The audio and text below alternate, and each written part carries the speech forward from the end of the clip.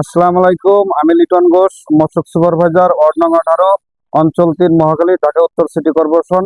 আজকে আমাদের কর্মী বাহিনীকে নিয়ে আসছি নদ্দা কালাচাঁদপুর আনসার ক্যাম্প এলাকাতে।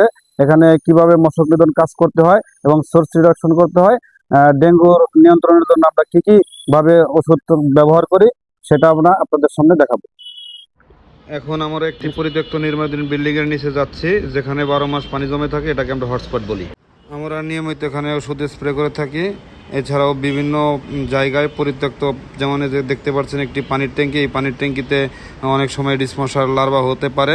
এছাড়া নার্সারিতে বিভিন্ন পাত্রে পানি জমা থাকতে পারে, সেটাকে আমরা সোর্স রিমুভ করছি। তার পরবর্তীতে আমরা একটি নৌকা দেখতে পাই, যে নৌকার মধ্যে পানি জমা আছে, সেখানে এডিসের লার্ভা এবং কিউলেক্সের লার্ভা হতে পারে।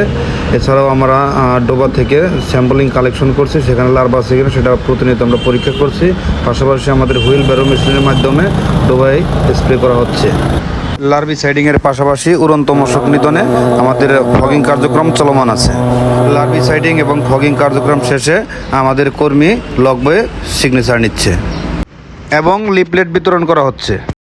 এডিস মশার উৎসস্থল ধ্বংস করি, এডিস মশার উৎসস্থল ধ্বংস করি,